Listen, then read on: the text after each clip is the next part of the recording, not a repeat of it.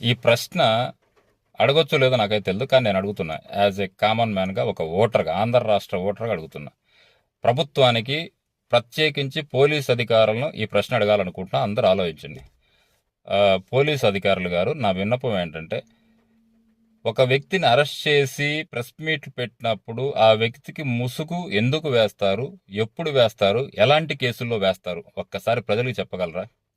నాకు మీలాంటి అధికారులు, ఎందుకంటే నేను కూడా ఒకప్పుడు దీంట్లో ఉన్నాను కాబట్టి నాకు తెలిసినటువంటి జ్ఞానం ప్రకారం అందరికీ మీరు తెలియజేయాలా. నాకు తెలిసినటువంటి విషయం ఏంటంటే, ఏదేని కరడుగట్టినటువంటి నేరాలతో కానీ, లేకపోతే దొంగతనాలు కానీ, మర్డర్లు కానీ, మానభంగాలు కానీ, క్షమించరానటువంటి అతి కిరాతకమైనటువంటి హత్యలు, లేకపోతే ఇంకోటి ఇంకోటి చేసిన వాళ్ళకి మాత్రం ముసుగు వేస్తారు. కానీ సోషల్ మీడియా వాళ్ళకి ముసుగులు వేస్తారు ఎందుకు?